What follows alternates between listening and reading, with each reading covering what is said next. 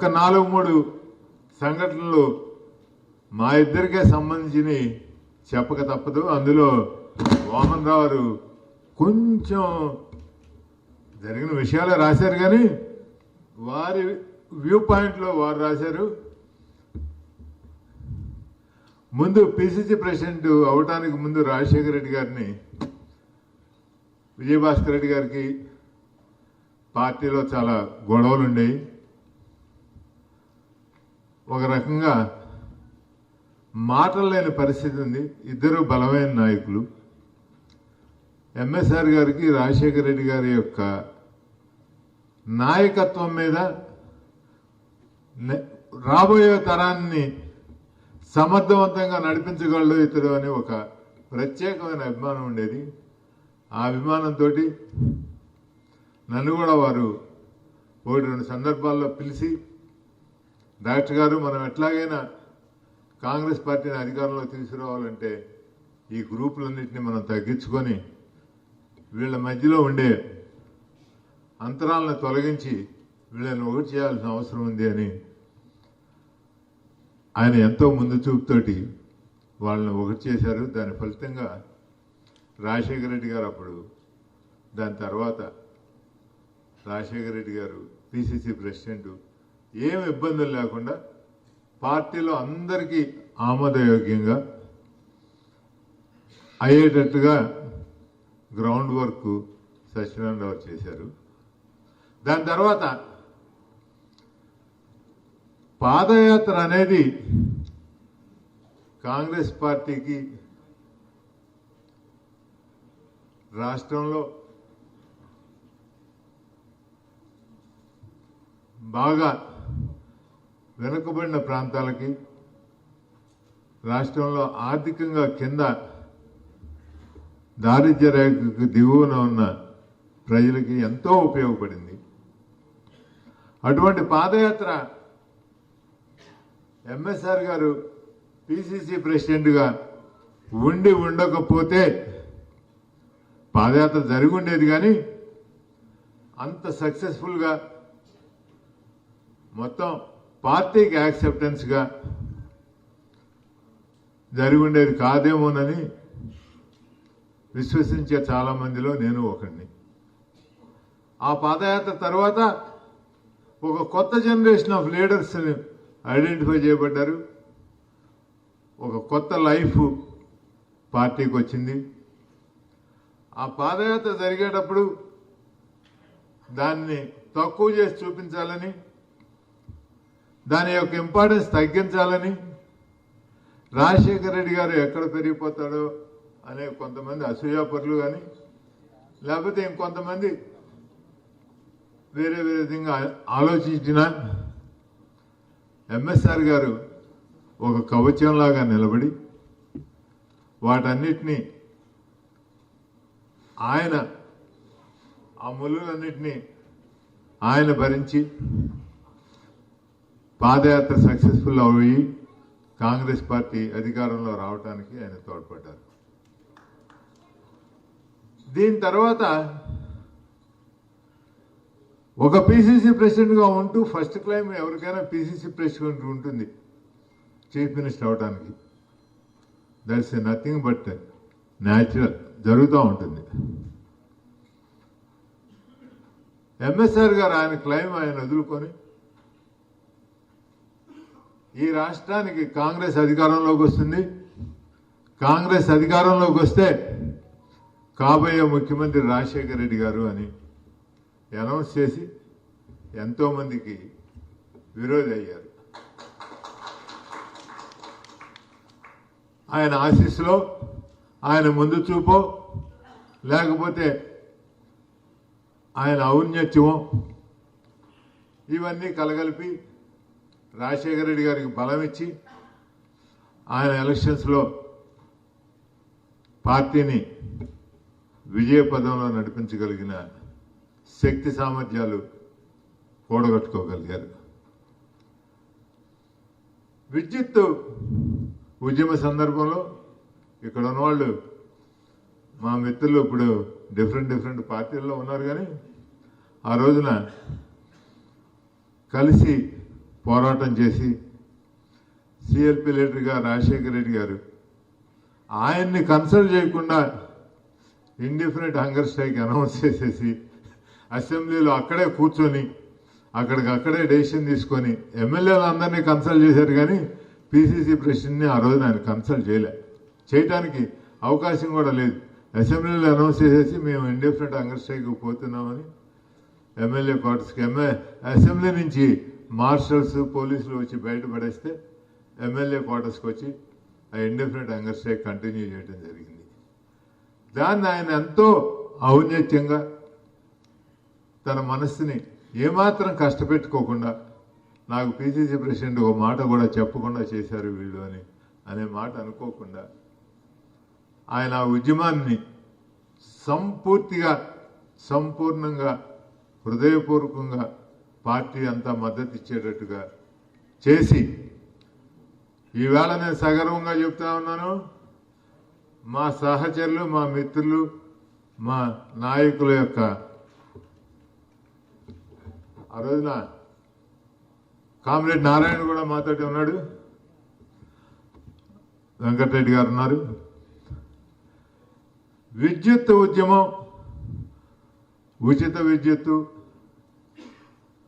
ఇవి Congress party గెలవటానికి foundation వేసి దానికి పూర్తి సహకారం అందించింది ఎంఎస్ఆర్ గారు. ఆ రోజు ప్రజలందరూ కోరుకున్న దాన్ని సాకారం అయ్యేటట్టుగా చేయగలిగారు. ఈవేళ ఎవరెవరైనా ఏమైనా క్లెయిమ్ చేయొచ్చు కానీ దేశంలో మొట్టమొదటి ఉచిత విద్యుత్ పథకానికి పునాదులు వేసింది ఎంఎస్ఆర్ గారు, వైఎస్ఆర్ గారు. దీన్ని చరిత్ర మర్చిపోవడానికి వీల్లేదు. చీఫ్ గెస్ట్ గారు అవకాశం ఇస్తే ఇంకొక 2 విషయాలు చెప్పేస్తాను, మరి సమయం ఎక్కువైతుంది అనుకోకుండా. అయితే తర్వాత ఈ మా పర్సనల్ విషయాలు అనుకోండి, బట్ చెప్పక తప్పదు. సుబ్రహ్మణ్యరెడ్డి గారి ఇంటి దగ్గర నన్ను ఎంఎస్ఆర్ గారు, సుబ్రహ్మణ్యరెడ్డి గారు కలిసి కూర్చొని నన్ను రమ్మని పిలిచారు బ్రేక్ఫాస్ట్కి. సుబ్రహ్మణ్యరెడ్డి గారి ఇంటి దగ్గర వెళ్ళాను. కూర్చొని దీని తర్వాత ఎంఎస్ఆర్ గారు, ఏం డాక్టర్ గారు, కాంగ్రెస్ వచ్చింది, అధికారం వచ్చింది, వైఎస్ సీఎం గారు అయ్యాడు, డాక్టర్ గారు సీఎం అయ్యాడు, మరి నా గురించి ఏమన్నా ఆలోచించారా అనుకున్నారా అన్నారు. నాకేం అర్థం కాలేదు. అర్థం కాక ఏముంది సార్, మామూలుగా మీ గురించి ఆలోచించేది ఏముంది, ఇదేముంది, మీరు ఆయన గార్డియను, ఆయన బ్లెస్ చేశారు, ఆయన సీఎం అయ్యాడు, మీ గురించి వేరే అనుకోవటానికి ఏముంది, మీరు ఆయన క్యాబినెట్లో డెఫినెట్గా ఒక ఇంపార్టెంట్ పోర్ట్ఫోలియో తోటి మినిస్టర్గా ఉంటారు అని చెప్పారు. ఒక్క నిమిషం పైనుంచి కింద వరకు సీరియస్గా నన్ను చూసి, ఏం డాక్టర్ గారు మీరు అనేది, ఈ పోరగాళ్ళందరితో పాటు కలిసి నేను క్యాబినెట్లో కూర్చోవాలా? లేదు, చూడండి గెలిచిన వాళ్ళు అందరూ ఇంతంత కుర్రాళ్ళు చేశారు, నేను వీళ్ళతో పాటు క్యాబినెట్లో కూర్చోలేను. మరి సరే అయితే ఏంటి సార్, ఏం చేద్దాం? లేదు, మీరు వైఎస్కి చెప్పండి, ఎంఎస్ఆర్ గారు స్పీకర్ పదవి ఎంఎస్ఆర్ గారు అనుకుంటున్నారు అని మీరు చెప్పండి, ఆయన ఒప్పుకుంటాడు అన్నాడు. నేను 2-3 నిమిషాలు చాలా సీరియస్గా కళ్ళు మూసుకొని ఆలోచించాను. ఆ అసెంబ్లీ, ఆ వాతావరణం, ఇది సీఎం పోస్టు, ఇవన్నీ 2-3 నిమిషాలు నా కళ్ళ ముందు కనపడినాయి. అట్లా కనపడిన తర్వాత, సార్ కాదు సార్, అది కరెక్ట్ అని నేనైతే అనుకోవట్లేదు సార్ అని చెప్తున్నాను. ఎంఎస్ఆర్ గారు షాక్ తిన్నారు. ఆయన ఉద్దేశం ఏంటంటే నేను ఆయనకి నిజమైన శ్రేయోభిలాషిని, ఆయన మంచి కోరుతాను అని ఆయన పూర్తిగా నమ్మేవాడు. ఒకసారి షాక్ తిని ఇదేమిటి మీరే వయస్సు అంటే అర్థం ఉంది మీరంటున్నారు ఏమిటి అన్నాడు. అంటే లేదు సార్, నన్ను క్షమించండి, నేను మీ శ్రేయోభిలాషిని, మీకు మంచి జరగాలని హృదయపూర్వకంగా కోరుకునేవాడిని, కాంగ్రెస్ పార్టీకి నేను విధేయుణ్ణి, కాంగ్రెస్ పార్టీకి మంచి జరగాలనుకుంటాను, వైఎస్ఆర్కి మిత్రుడిని, వైఎస్ఆర్ అభివృద్ధిలో రావాలనుకుంటాను. వీటన్నిటిని దృష్టిలో పెట్టుకుంటే కాదు సార్, మీరు నన్ను మన్నించాలి, నేను ఈ విషయం వైఎస్ఆర్కి చెప్పలేను. అంతేనంటారా? మరి మీరు నన్ను క్షమించాల్సిందే సార్, తప్పదు. సరే కానివ్వండి అట్లాగే అన్నాడు. అతను సాక్ష్యం, మేము ముగ్గురే ఉన్నాం, ఆయన పోయారు, ఈయన సాక్ష్యం. సరే అది అయిపోయింది, క్యాబినెట్లో ఇది అయిపోయింది, ఇది అయిపోయింది. పోర్ట్ఫోలియో అసలు ఆయన మినిస్టర్కే ప్రిపేర్డ్గా లేదు మెంటల్గా. మినిస్టర్ రాలేదనే స్పీకర్ కాలేదనే మా మీద చాలా అన్హ్యాపీగా, చాలా దీనిగా ఉన్నారు. వైఎస్ఆర్ గారి భయం ఏంటంటే, వైఎస్ఆర్ గారికి ఎంత గౌరవం, ఎంత ప్రేమ, ఎంత అభిమానం ఎంఎస్ఆర్ మీద ఉందో, కొంతమంది ఎంఎస్ఆర్ గారి దాన్ని క్వార్టరీ అనండి, ఫ్రెండ్స్ అనండి, ఆయన దీని మీద అనండి, వాళ్ళ గురించి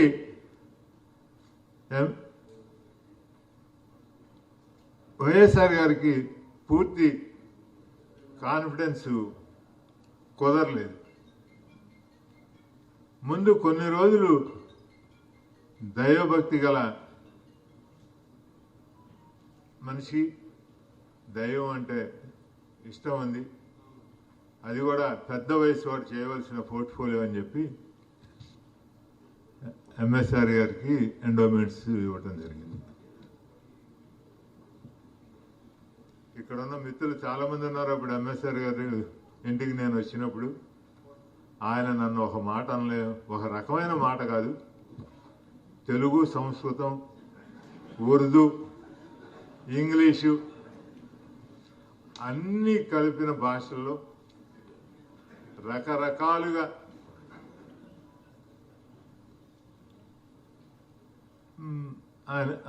ఆయన శైలిలో ఆయన నన్ను దీవించాడు. అక్కడ పూజలు అయ్యి జరుగుతూ ఉన్నాయి. రవీంద్ర భారతి పక్కన ఆ ఫ్లాట్స్లో ఉండేవారు అప్పుడు.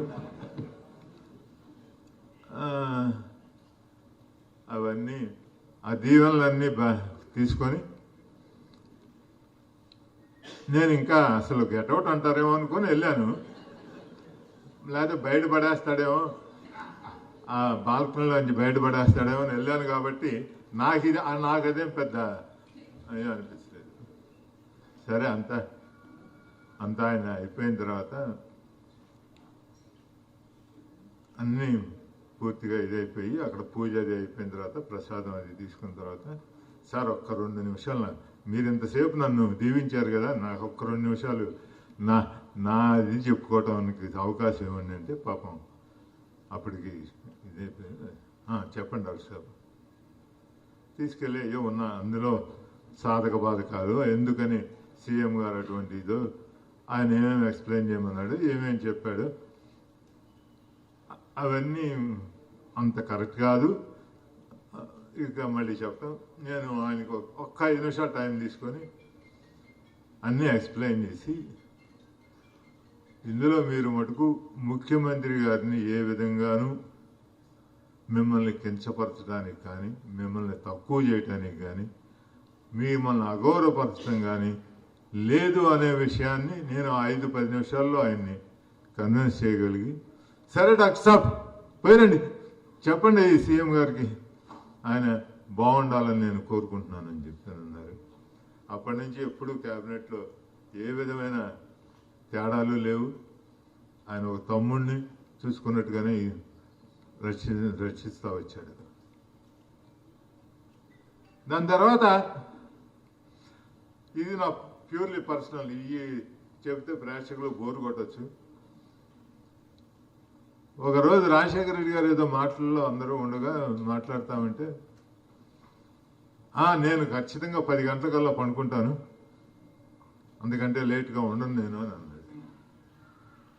ఎంఎస్ఆర్ గారు ఉండి, అవునయ్యా, అవును అవును అవును అవును డాక్టర్ గారు, నీకే అదృష్టవంతుడి, వెళ్తావు శుభ్రంగా 10 గంటలకు పడుకుంటావు, నీకు వచ్చింది ఏముంది, ఇక్కడ పాప మా వాడు ఉన్నాడు కదా, ఆ నడుము పట్టుకొని ఇట్లా పట్టుకొని ఈ చెవిలో ఓ ఫోను, ఈ చెవిలో ఓ ఫోను, ఈ చెవిలో ఓ ఫోన్ పట్టుకొని 2 గంటల దాకా చచ్చిపోవడానికి ఆయన ఉన్నాడు కదా పాపం, ఆయన ఇంకో 4 రోజులు బతకనే డాక్టర్. మరి అన్ని పనులు డాక్టర్ గారు, అన్ని పనులు ఆయనకే చెప్తా ఉంటారు. సరే, ఇంకొకటి ఏంటంటే, నాకు మహామంత్రి తిమ్మరసు అని పేరు పెట్టి రాజశేఖర రెడ్డి గారికి చెప్పాడు, ఇదిగో డాక్టర్ గారు, మనకు ఎప్పుడైనా పేచీ వస్తే మా తిమ్మరసు వల్లనే, నువ్వు ఏదన్నా ఆయనకి తేడా చేస్తే దానివల్లనే మనకి తేడా రావాలి బాబు మహాప్రభు, మా తిమ్మరసు కళ్ళు మటుకు తీయించుకు నువ్వు, అటువంటిది లేకుండా చూడు చూడు అని చెప్పాడు. సరే, వీటిలో మరీ ఎక్కువ పోతామంటే ఇదవుతుంది. వాళ్ళు ఒక తండ్రి కొడుకులాగా పార్టీని కాపాడుకోవడానికి ఏ అవసరమో అవన్నీ చేస్తూ ఉండేవాళ్ళు. వైఎస్ఆర్ గారి సహజ ధోరణిలో అప్పుడు కొన్ని పరిస్థితుల్లో పోర్ట్ఫోలియో మార్చాల్సి వచ్చినా వైఎస్ఆర్ గారు ఏం బాధపడలేదు. ఆయనే స్వయంగా ఆయనకి కావాల్సిందేదో ఆ పోర్ట్ఫోలియో ఆయనే చెప్పారు. He was very happy. తర్వాత రాజకీయ పరిస్థితుల్లో పుస్తకాలను రాశారు. మారిన వీటిల్లో ఆయన మంత్రివర్గానికి రాజీనామా ఆయనంతటా ఆయన స్వచ్ఛందంగా చేశారు. చీఫ్ మినిస్టర్ గారు, మీరు కంటిన్యూ అవ్వాల్సిందే, ఇది మీ ఓటమి కాదు, పార్టీ ఓటమి, మీరెందుకు దాని మీద బాధ్యత తీసుకుంటారు, మేమందరం రాజీనామా చేయాల్సి వస్తే మేమందరం చేయాల్సి వస్తుందని చెప్తే ఆయన వినలేదు. మోరల్ రెస్పాన్సిబిలిటీ నాది, నేను చేశాను, నేను ఇంకా క్యాబినెట్లో ఉండటానికి వీల్లేదు అని క్యాబినెట్ నుంచి రిజైన్ చేసిన మనిషి. సో ఇట్లా చెప్తా పోతే మళ్ళీ ఇంకా చాలా విషయాలు ఉన్నాయి. ఈ నా వరకు నాకు పర్సనల్గా ఎక్స్పీరియన్స్ అయిన విషయాలు కొన్ని మీతో షేర్ చేసుకుందామని ఈ అవకాశం ఇచ్చిన కుటుంబ సభ్యులకి, ఈ పుస్తకం ద్వారా అవకాశం కల్పించిన వామన్ రావు గారికి, దత్తాత్రేయ గారికి. హాయ్ ఫ్రెండ్స్, మా టుడే టుమారో యూట్యూబ్ ఛానల్ చూస్తున్నందుకు చాలా థ్యాంక్స్. మరిన్ని లేటెస్ట్ వీడియోస్ కోసం వెంటనే సబ్స్క్రైబ్ చేయండి. అలాగే ఈ బెల్ ని కూడా రింగ్ చేసేయండి. మా నోటిఫికేషన్స్ అన్ని మీ మొబైల్లో వస్తాయి. అలాగే మా వీడియోస్ మీకు నచ్చితే లైక్ చేయండి, షేర్ చేయండి, నచ్చకపోతే కామెంట్ చేయండి.